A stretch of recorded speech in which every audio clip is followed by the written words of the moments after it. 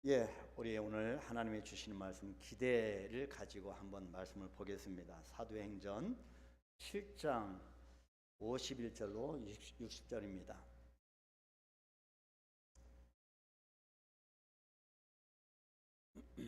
7장 1절부터 봐야 되는데 우리가 스데반의 설교가 굉장히 길잖아요. 우리가 한번 나중에 읽어보시고 사도행전 7장 51절로 60절 말씀을 우리 한번 한 목소리로 합독하도록 하겠습니다.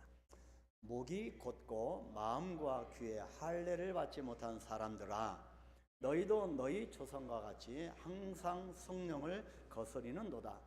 너희 조상들이 선지자들 중에 누구를 박해하지 아니하였느냐? 의인이 오시리라 예고한 자들을 그들이 죽였고 이제 너희는 그 의인을 잡아 준 자요 살인한 자가 되나니 너희는 천사가 전한 율법을 받고도 지키지 아니하였도다 하니라. 그들이 이 말을 듣고 마음에 찔려 그를 향하여 이를 갈거늘 스데반이 성령 충만하여 하늘을 우러러 주목하여 하나님의 영광과 및 예수께서 하나님 우편에 서신 것을 보고 말하되 보라, 하늘이 열리고 인자가 하나님 우편에 서신 것을 보노라 한데 그들이 큰 소리를 지르며 귀를 막고 일제히 그에게 달려들어 성 밖으로 내치고 돌로 칠세 증인들이 옷을 벗어 사울이라 하는 청년의 발 앞에 두니라. 그들이 돌로 스데반을 치니 스데반이 부르짖어 이르되 주 예수여 내 영혼을 받으시옵소서 하고 무릎을 꿇고 크게 불러 이르되 주여 이 죄를 그들에게 돌리지 마옵소서 이 말을 하고 자니라. 아멘. 아멘. 여러분 오늘 이 말씀은 좀 성경을 잘 이해를 하지 못하는 분들은 좀 부담스러운 말씀일 수가 있습니다. 예수님을 열심히 따랐던 스데반의 죽음의 광경을 보기 때문입니다. 근데 저는 이 말씀을 깊이 묵상하면서 좀 다른 각도의 설교를 좀 해보려고 합니다. 자, 우리가 죽음이라고 하는 것을 우리가 한번 묵상을 하면서 한 인생에 태어나서 이렇게 언젠가는 죽음을 맞닥뜨리게 마주하게 될 텐데 그 가운데서 하나님이 어떻게 역사하느냐입니다. 자, 사도행전은 그래서 스데반을 비중 있게 다루고 있습니다. 자, 특히 사도행전 7장은 스데반의 설교와 그로 인해서 순교를 당하는 모습이 그려져 있습니다. 7장 2절부터 계속 설교를 그렇게 기록하고 또 스데반이 마지막 순교를 당하는 모습이 그려져 있습니다. 우리는 오늘 본문을 통해서 스데반 집사가 얼마나 복음의 변증가, 탁월한 변증가였는지 알게 될 것입니다. 그는 성경을 꿰뚫는 정말 탁월한 지식을 가진 자였고 동시에 그 복음의 말씀을 누구에게든지 전하지 않고는 견딜 수 없는 뜨거운 열정의 소유자였습니다. 무엇보다 스데반의 순교적인 신앙을 보면 수많은 고난을 넘나들면서 강력한 믿음과 간절한 기도가 얼마나 그의 내면에 깊이 각인되어지고 그리고 형성되어졌는지를 짐작하게 됩니다. 그래서 오늘 우리는 스데반 집사를 통하여서 예수님을 보게 됩니다. 자, 순교를 당하는 그 모습을 보면서 예수님을 발견하게 되고 그리고 참 신앙이 무엇인가, 참 신앙의 절대적인 본질을 보게 될 것입니다. 우리가 전부 읽지는 않았지만 사도행전 7장 2절에서 53절까지는 스데반 집사의 명설교입니다. 그래서 스데반 집사의 설교는 간단하게 창세기부터 민수기와 신명기를 요약하면서 이스라엘 백성들을 부르시고 가나안 땅으로 인도하신 것 그리고 사무엘상에서 역대하까지 다 이 설교에 녹이면서 하나님은 자기 백성들에게 당신을 경외하게 하시며 다윗과 솔로몬을 통해서 성전을 짓게 하셨음을 강조하고 있습니다. 이것이 스데반 집사의 주 설교 내용입니다. 하나님이 어떻게 하셨는가, 이 구약을 넘나들면서 그렇게 설교를 하고 있습니다. 그럼에도 이스라엘 백성들이 하나님의 음성을 듣지 않았는데 바로 너희가 그렇다는 겁니다. 바로 이 자리에 있는 너희들이 하나님의 구약 시대에 그렇게 말씀하시고 지금까지 역사하시고 말씀하셨는데 바로 이스라엘 백성들이 그 음성을 듣지 않았는데 바로 너희가 하나님의 음성을 듣지 않은 사람이 너희라고 하는 것입니다. 뿐만 아니라 오늘 우리가 읽었듯이 하나님께서 보내신 예언자들과 의인들, 심지어 하나님의 아들까지도 너희들이 죽였다는 겁니다.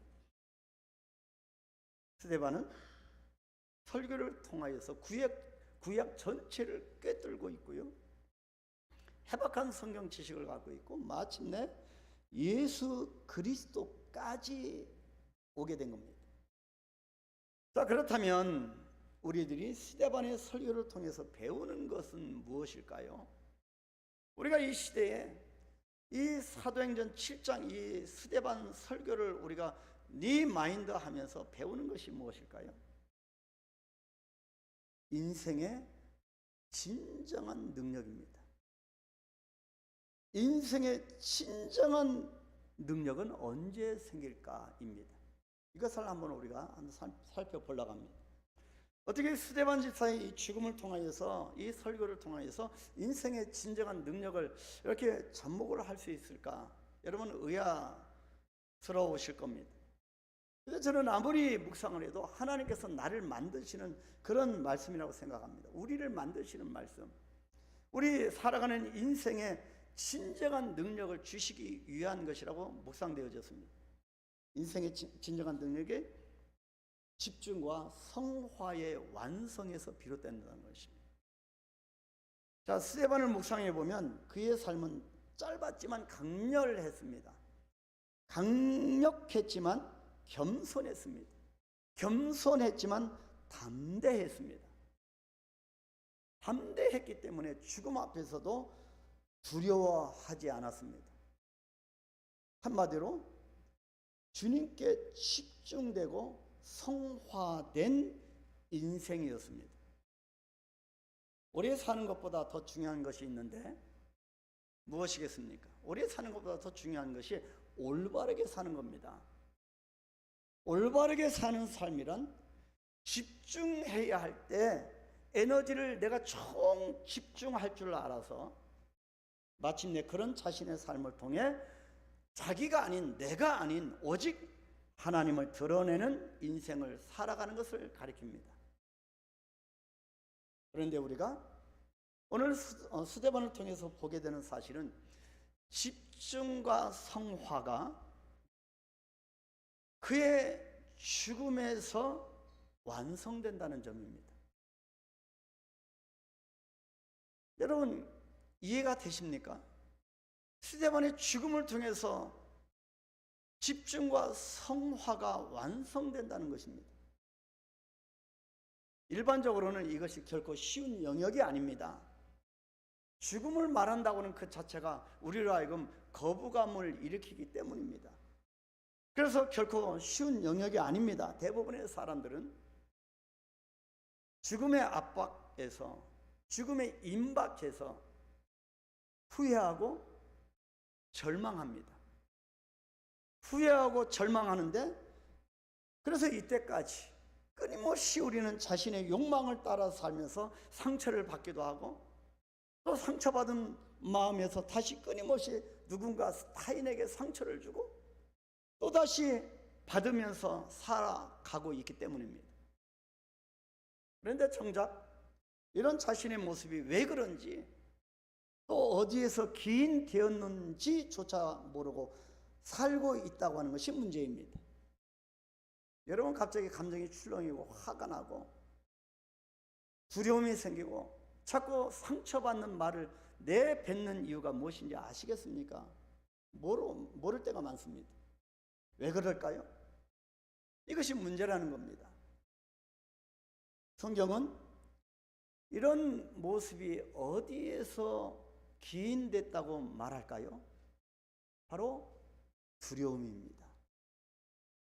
나는 안 그런 척하지만 실상은 두려운 겁니다. 이 삶을 살아갈, 이 땅의 삶을 살아갈 때 끊임없는 실체를 모르는 두려움이 찾아옵니다. 믿음이 있느라 하면서도 예외가 없습니다. 두려움은 인간의 본성 중에서 가장 본질적인 것인데 하나님을 떠나면서 생긴 것입니다. 하나님과의 관계가 그렇게 두껍지 못하면 늘 두려움에 시달립니다. 이 두려움이 결국은 상처로, 때로는 분노로, 심한 경우 이 두려움이 화를 참지 못하고 폭력을 행사하게 만듭니다. 하나님을 떠난 이 에덴 동산으로부터 두려움이 시작된 겁니다. 사실 우리 인생에서 피할 수 없는 부분이 이 두려움 아니겠습니까? 인생을 가만히 들여다보면 두려움으로 시작해서 두려움으로 끝나는 경우가 종종 있습니다. 다윗도 얼마나 두려움이 우리를 짓누르고 있으면 다윗이 이렇게 고백합니다. 시편 23편 4절이죠. 여기에서 인생의 가장 근본적인 문제가 두려움이라고 하는 것을 인지하면서 이렇게 고백했습니다. 내가 사방에 음침한 골짜기로 다닐지라도 해를 두려워하지 않을 것은 주께서 나와 함께 하심이라. 주의 지팡이와 막대기가 나를 안위하시나이다. 고백하는 겁니다. 실상은 이 고백이 어디서 왜 나왔습니까? 두렵기 때문입니다. 두려움 속에 살아갔기 때문입니다. 그래서 주님께서 나와 함께 하시기 때문에 두렵지 않다라고 하는 반증적인 고백입니다. 그래서 내 인생의 진정한 능력은 주께서 나와 함께 하심에 대한 집중, 그리고 그 주님을 닮아가는 성화의 완성에서 나온다고 하는 사실을 알아야 합니다. 두 번째, 인생의 진정한 능력은 피할 수 없는 두려움에서 나온다는 겁니다. 이해가 되십니까? 주께서 오직 우리와 함께 하신다라고 하는 사실로부터 인생의 진정한 능력이 나오는데, 그런데 우리가 삶을 살면서 전혀 생각하지 못했던 두려움이 우리에게 몰려올 때가 있습니다. 이유도 모릅니다. 갑자기 두려움이 몰려옵니다. 이 두려움이 일으키는 세 가지 특징이 있습니다. 이것을 모르면 번번이 우리가 당합니다. 두려움이 일으키는 세 가지 특징은 그 첫 번째가 이 두려움이 만만치 않다는 점입니다. 내가 어찌 할 수가 없는 부분입니다. 이 두려움은 사람을 굉장히 불쾌하게 만들고 침울하게 만들어 놓고 우리의 행복도 파괴해버립니다. 두려움이 내 생각을 온통 잠식하여서 평정심을 잃게 만들어 버립니다. 두 번째 특징은 이 두려움을 내가 원하거나 초대한 적이 없다는 것입니다. 초대한 적이 없다는 점입니다. 그래서 두려움은 어찌 보면 내 잘못이 아닙니다. 여러분, 두려움에 대한 관계 정립을 잘 하시기 바랍니다. 두려움은요, 여러분에게 생기는 두려움은 여러분 잘못이 아닙니다. 내가 초대한 적이 없기 때문입니다. 꿈에서도 원한 적이 없는데 찾아오는 불청객이 이 두려움입니다. 이것이 두려움의 힘입니다. 세 번째 특징, 이 두려움을 어떻게 해야 하는지를 모른다는 점입니다. 사랑하는 가족이나 나에게 가장 가까운 절친이라도 이 두려움을 내 대신 가져가거나 덜어줄 수 없다는 점입니다. 이것은 스스로 사라지지도 않습니다. 내일이 되어도 그대로 버티고 있는 것이 두려움입니다. 여러분, 스데반이 지금 돌에 맞아서 순교를 당하는 그 장면은, 그 장소는 두려움의 연속이었을 것입니다. 자, 그래서 이 두려움은 내가 피할 수 없는 것입니다. 이 두려움에 대한 사람들의 반응은 그래서 두 가지로 나타납니다. 하나는 이 두려움을 늘 가지고 다닐 수밖에 없다는 겁니다. 해결이 안 돼서 늘 두려움을 갖고 다닙니다. 이 두려움에 대한, 그래서 일을 할 때도 두려움, 잠을 잘 때도 두려움, 대화를 나눌 때도 실상은 대화를 나누는 것 같지만 내 머릿속에는 두려움이 가득 차 있습니다. 음식을 먹을 때도, 잠을 잘 때도, 심지어 교회 예배 시간에도 가져옵니다. 여러분, 설교를 듣는 이 순간에도 여러분 생각이 다른데 가 있는 분도 계실 겁니다. 두려움입니다. 셀그룹 모임 할 때도 이 두려움 속에서 어떤 때는 두려움을 같이 나눕니다. 그런데 문제는 두려움을 좀 나누고 싶어서 얘기를 하면 처음에는 다른 사람들이 자꾸 이것을 들어줍니다. 안 됐으니까 그렇게 동병상련처럼 들어주는 것 같은데 점점 이 두려움이라고 하는 놈이 어떻게 됩니까? 커집니다. 그래서 점점 이 두려움이라고 하는 냄새가 고약해집니다.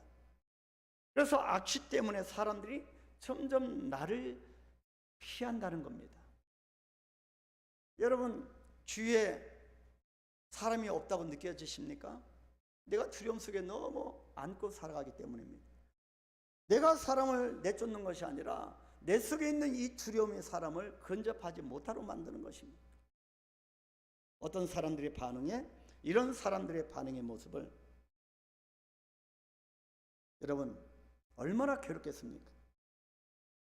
그래서 늘 이것을 가지고 왔다는데 이런 사람들의 반응의 모습을 본문은 이렇게 기록하고 있습니다. 스데반의 설교에 마음이 찔린 사람들이 갖게 된 두려움의 반응입니다. 어떻게 반응합니까? 54절, 그들이 이 말을 듣고 마음에 찔려 그를 향하여 이를 갈거늘 분노를 표현합니다. 57절 58절, 그들이 큰 소리를 지르며 귀를 막고 일제히 그에게 달려들어 성 밖으로 내치고 돌로 칠세. 증인들이 옷을 벗어 사울이라는 청년의 발 앞에 두니라. 이 두려움이 그들로 하여금 어떻게 만듭니까? 이를 갈게 합니다. 공격 성향을 만들어서 스데반을 공격하게 만들어 버렸습니다. 그래서 두려움이 있는 사람들은, 늘 두려움 가운데 있는 사람들은 어디를 가든지 상대방을 공격하게 됩니다. 자, 두려움에 대한 또 다른 반응은, 두려움은 아까 말씀드렸듯이 내 잘못이 아니라는 것입니다. 이것이 중요합니다. 이런 의식을 갖는 것이 중요한데, 두려움에서 빨리 빠져나오려면 두려움은 내 잘못이 아니다, 그것을 인지하셔야 합니다. 자, 이런 생각이 두려움은 내 잘못이 아니다라고 하는 생각이 들게 되면 어떤 반응이 또 나올까요? 조용히 자기 자신을, 마음을 가다듬기 시작합니다. 불평도 나오고 여전히 두려움이 몰려오지만 두려움이 나를 절망으로, 패배자로 이끌어 가지 못하도록 마음을 주님께 집중합니다. 누구를 원망할 이유도 없고 시간이 지날수록 두려움과 더불어 같이 살아가는 방법에 대한 노하우가 생기고, 그리고 조금씩 두려움을 극복하면서 오히려 어느 날 더욱 단단해져 있는 내 모습을 발견하게 되는 겁니다. 이것이 성화입니다.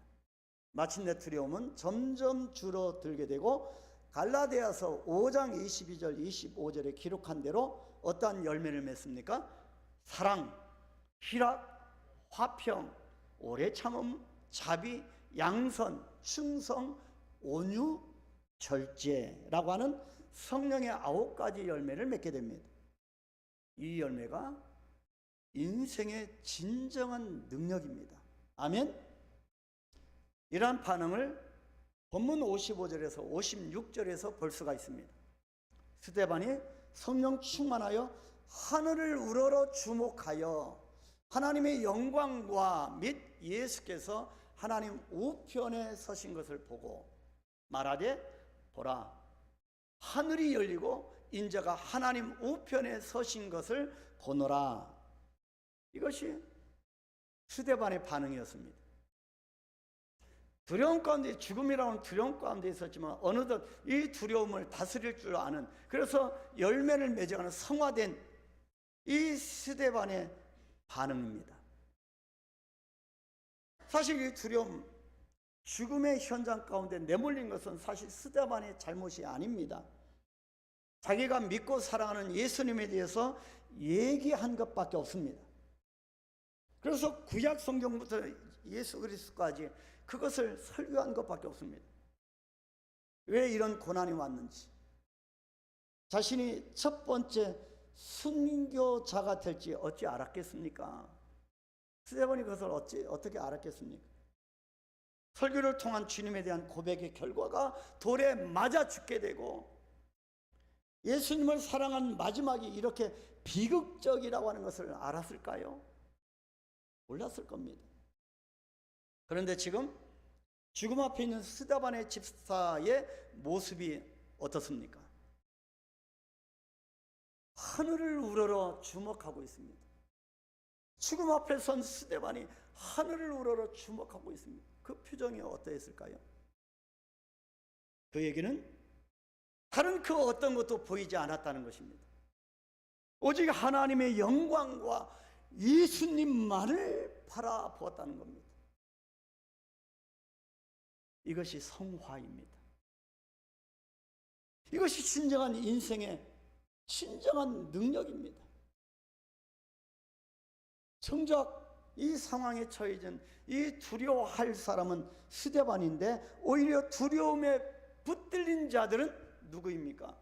그 자리에 있는 다른 사람들. 그 사람이 어떤 반응을 보입니까? 이를 갈고 있습니다.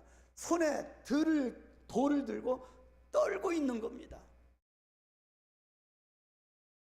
그리고 스데반을 공격하는 잔인한 행동을 한 어떤 한 청년에게, 이 잔인한 행동을 어떤 한 청년에게 투영시켜 버립니다.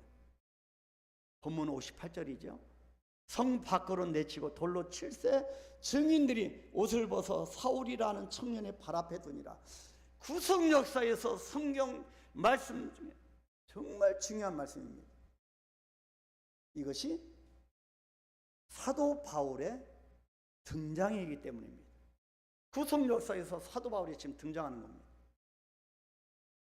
사울은 옛날 예수님을 만나 변화되어서 사도행전의 주인공이 된 사도 바울의 회심 이전의 이름입니다. 하나님의 사람, 그렇죠?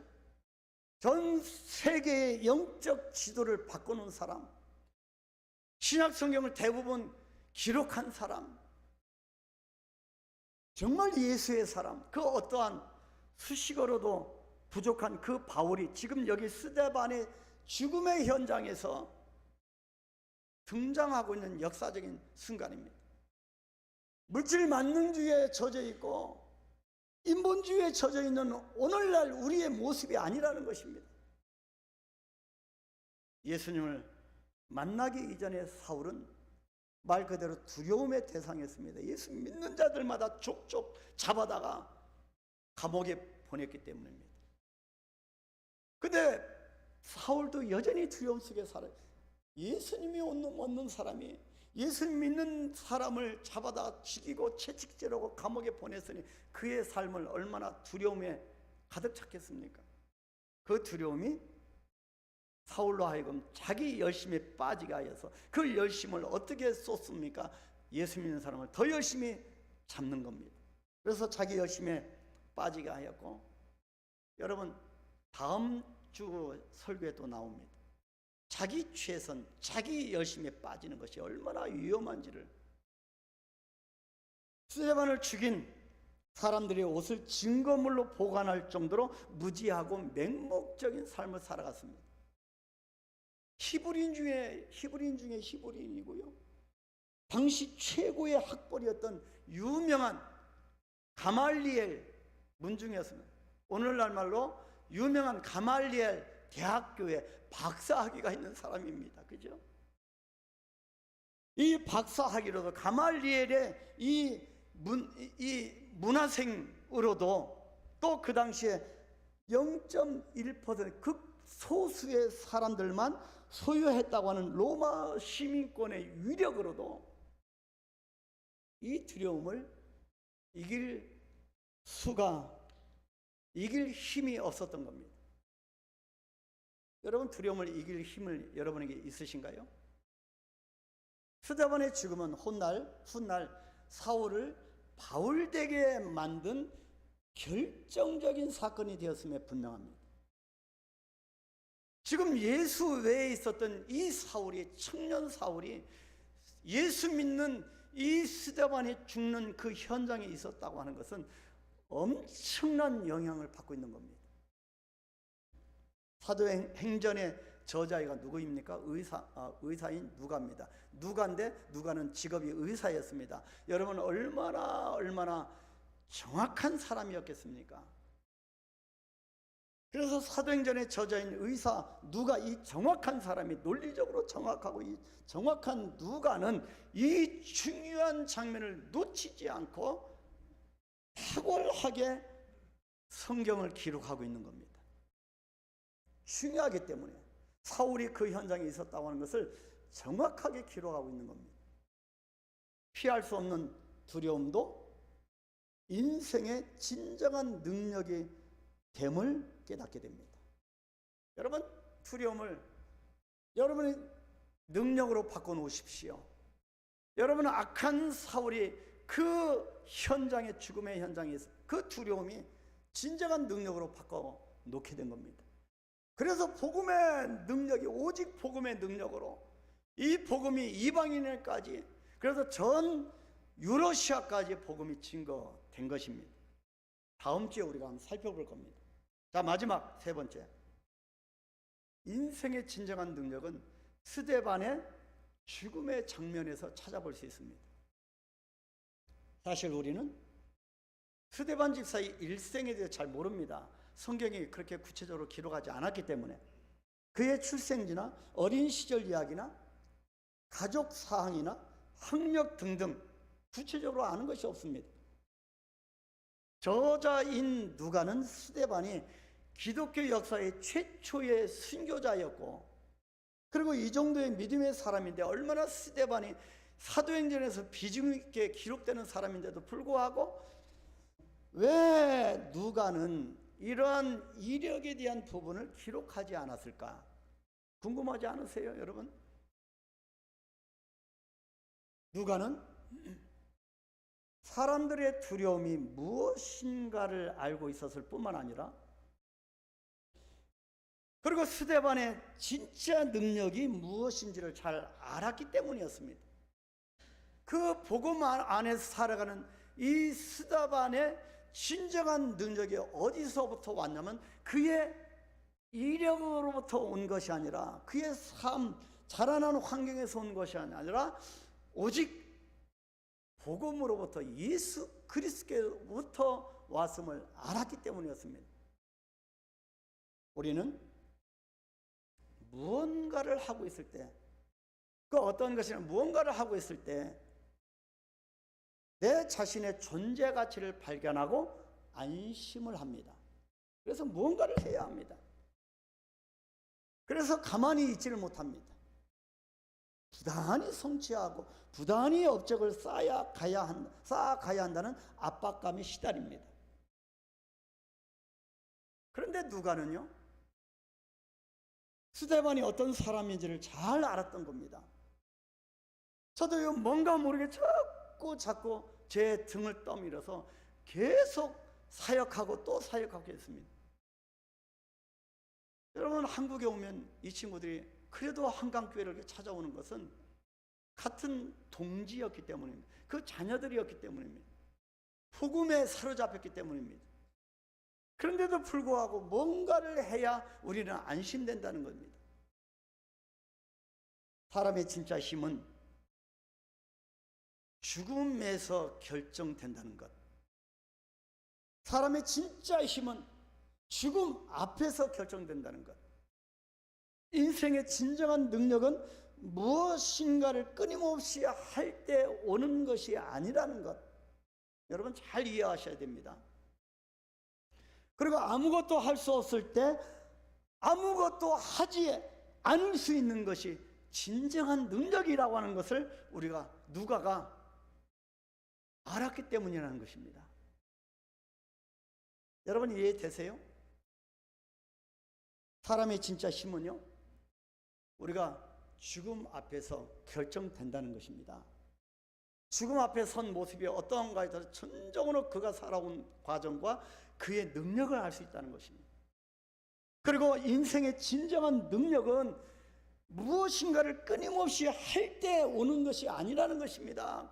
내가 업적을 쌓아놓고 내가 이런 것을 잘했고 내가 이것을 했고 나의 재성과 나의 열심을 인해서 그렇게 이루어진 그것이 나의 능력의 결정을 하는 것이 아니라는 것입니다. 또 중요한 것은 여러분, 죽음 앞에서 여러분 무엇을 하실 수 있습니까? 아무것도 할 수 없습니다. 그것을 적용해 보면 아무것도 할 수 없을 때 아무것도 하지 않을 수 있는 것, 이것이 능력이라는 것입니다. 이것을 누가가 알았기 때문입니다. 그래서 오직 스데반의 죽음과 죽음 앞에 서 있는 스데반의 진정한 인생의 능력을 지금 기록하고 있는 겁니다.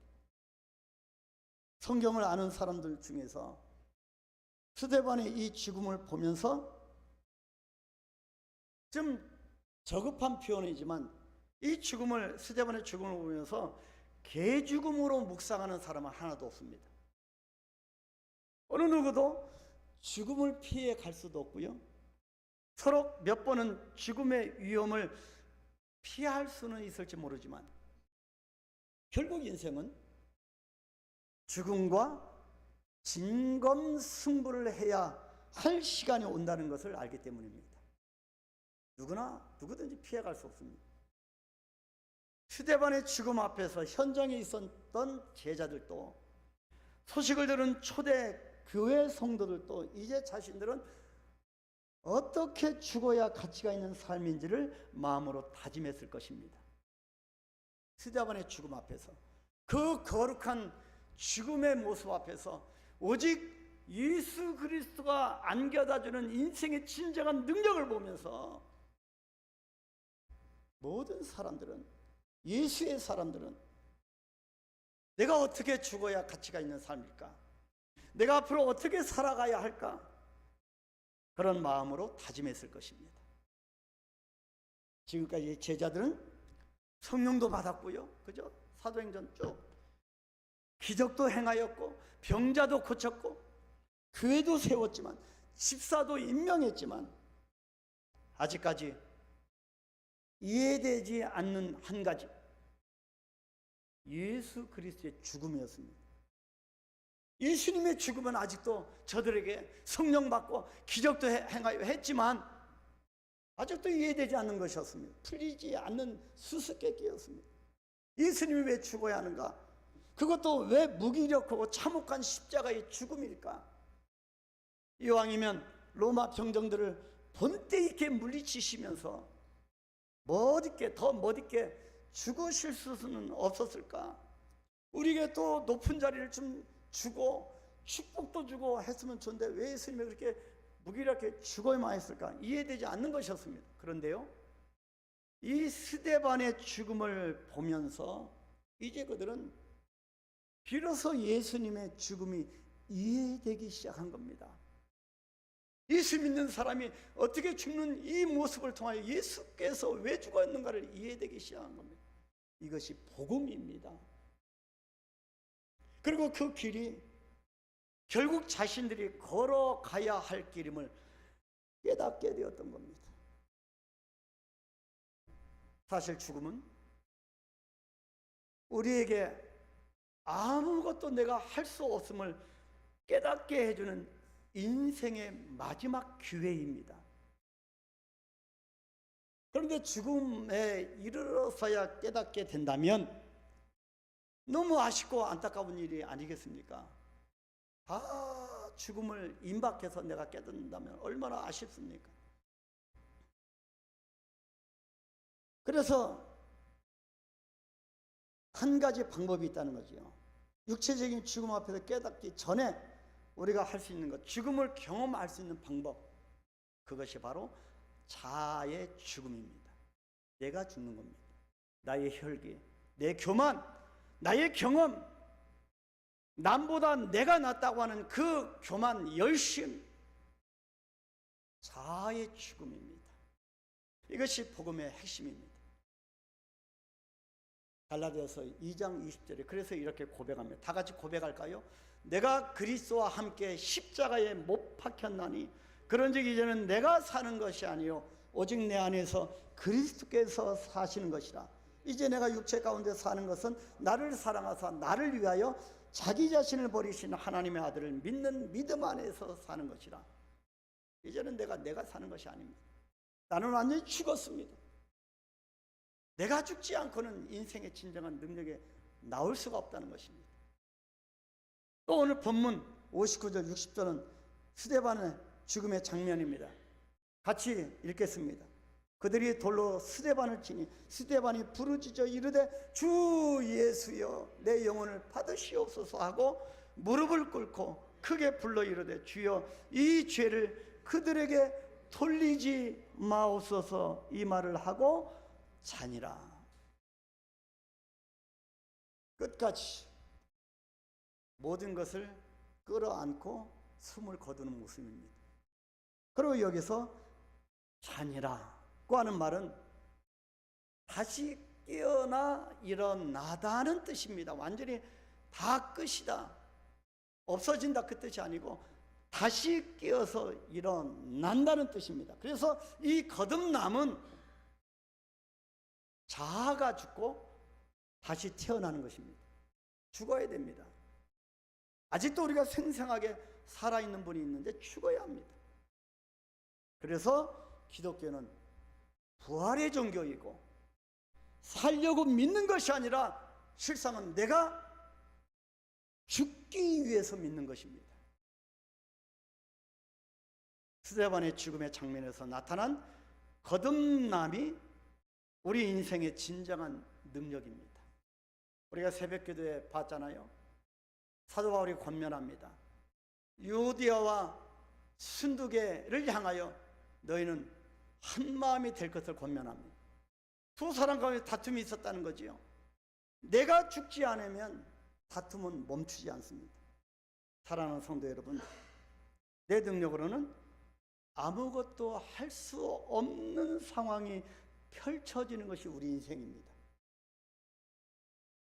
인생은 내가 모든 것을 컨트롤하고 매니지먼트를 할 수 있는, 내가 관리하면서 나만 믿어라고 말을 할 수 있는 영역이 아닙니다. 때때로 나를 절망에 빠뜨리는 일들이 생겨나곤 합니다. 그런데 이런 일들은 내 잘못이 아니라는 것입니다. 그래서 이 두려움 앞에서 여러분 뻔뻔해질 필요가 있습니다. 내 잘못이 아니라는 겁니다. 내 의도와는 상관없이 인생길에서 내가 한계에 부딪혀서 아무것도 할 수 없을 때, 옴짝달짝 할 수 없을 때, 아무것도 하지 않는 모습, 스데반과 같이 성령 충만하여서 오직 하늘을 우러러 집중하는 모습을 결코 무기력하다고 평가절하할 수는 없기 때문입니다. 종교는 인민의 아편이라고 하는 공산주의자 레닌의 궤변처럼, 레닌이 그렇게 얘기했습니다. 종교는 인민의 아편이다. 그리고 공산주의 국가들 대부분마다 종교를 다 말살시켜서 아무것도 없습니다. 그래서 저 친구들이 제가 가르칠 때 수업을 들었는데 항상 그랬습니다. 레닌은 또 이런 말을 했어요. 서로 다행서로, 이게 몽골말로 공부해라 다시 공부해라. 레닌이 그런 말을 했습니다. 학교에 다 교실에 그런 것이 붙여져 있는데요. 근데 레닌이 종교는 인민의 아편이라, 이 레닌의 궤변처럼 신앙이란 아편과 같아서 사람을 어떻게 만들어 놓습니까? 그저 사람을 아무것도 할 수 없게 만들고 의존적인 존재로 만들어 버린다고 하는 그런 것과는 차원이 완전히 다른 것입니다.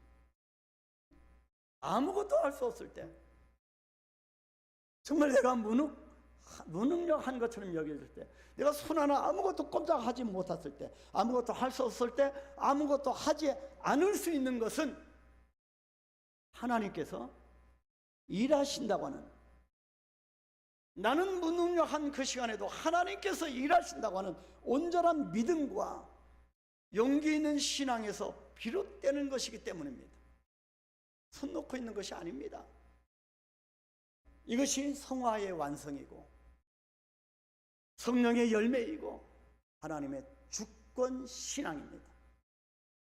아무것도 할 수 없을 때, 그때 비로소 나는 나의 자아의 죽음을 경험하여서 오직 하나님의 영광과 스데반처럼 하나님의 영광과 예수님께 집중하면서 하늘을 우러러보는 것이 가능하게 된다고 하는 사실을 깨달아야 합니다.